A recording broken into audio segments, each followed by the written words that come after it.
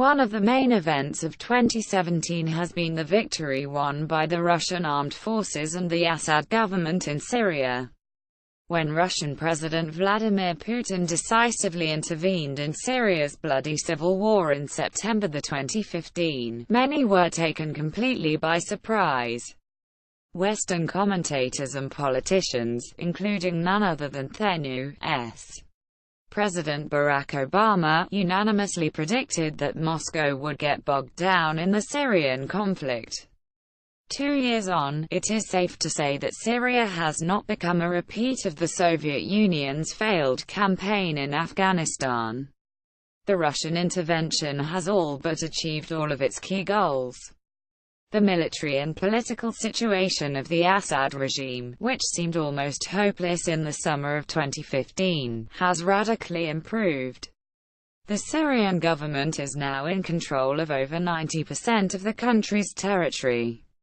The self-proclaimed Islamic State is on the brink of extinction. Many other radical Islamist groups have been left in a severely weakened state.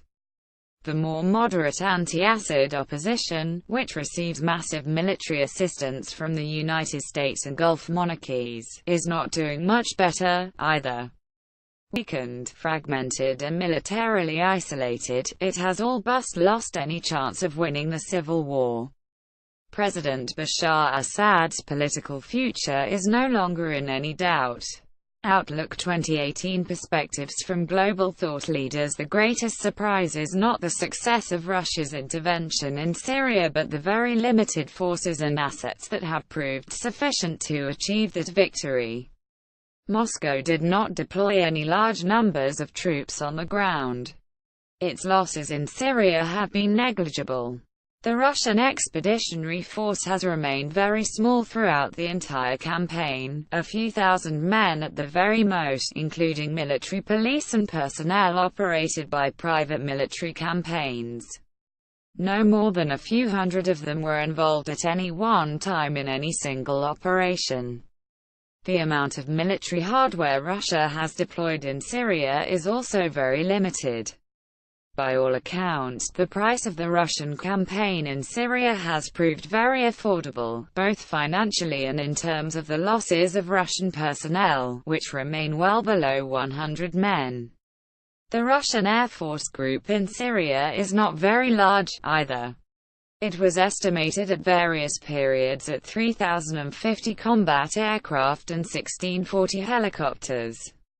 The number of sorties per aircraft, however, has been impressively high. By late August 2017, Russian planes and helicopters had flown more than 28,000 missions in Syria and attacked approximately 90,000 targets, with a loss of only one Su-24M plane. Let us recall that during the campaign in Afghanistan, the Soviet forces lost an average of one combat aircraft for every 750 sorties. Meanwhile, the Russian UAVs deployed in Syria have flown more than 14,000 sorties. The success and affordability of the Russian military intervention in Syria contrast sharply with the U.S. record in many parts of the globe.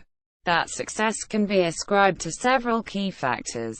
First, Russia has managed to foster a very productive symbiosis between its expeditionary forces and Syrian government troops.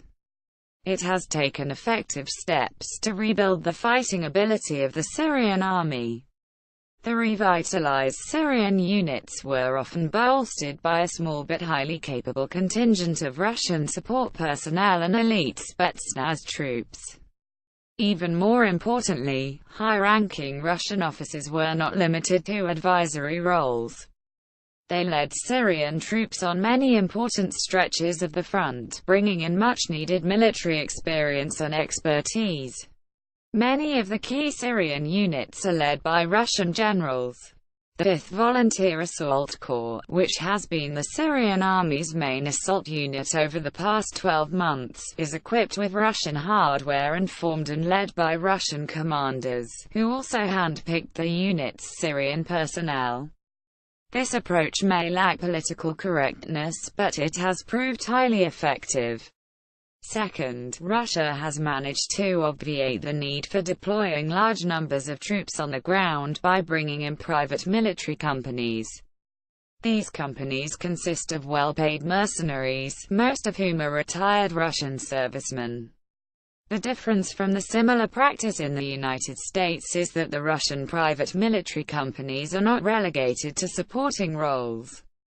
They are used as highly capable assault forces, and their personnel are often embedded with Syrian units to augment those units' fighting ability. This approach has proved very useful both militarily and politically, as it minimizes the political cost of direct military intervention. The Russian public has proved completely indifferent to reports of the losses suffered by the mercenary companies, rightly believing that these people are highly paid, and knew what they were getting into. As a result, and contrary to Western expectations, Russian losses in Syria have not led to any negative domestic repercussions for the Putin administration.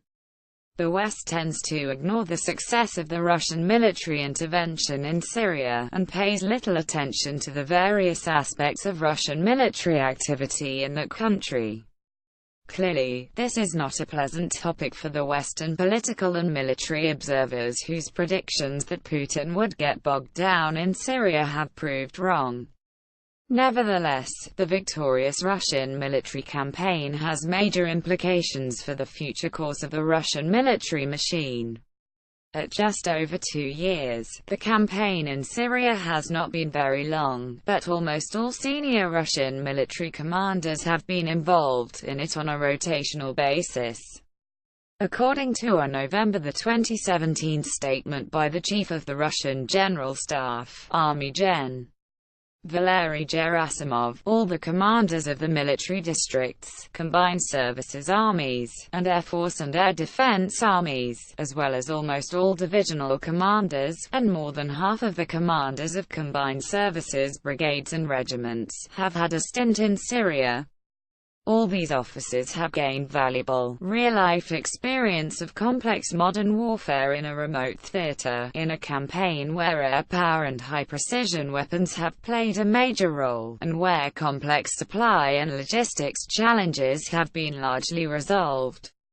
The availability of these experienced commanders, a record of a successful and victorious military campaign, and the lessons learned from using air power, modern technology and special operations forces will provide a major boost to the Russian military machine for years to come.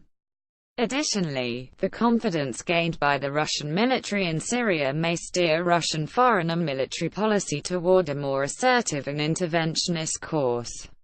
Ruslan Pukov is the director of the Center for Analysis of Strategies and Technologies, a think tank dedicated to studying the defense industry and arms trade.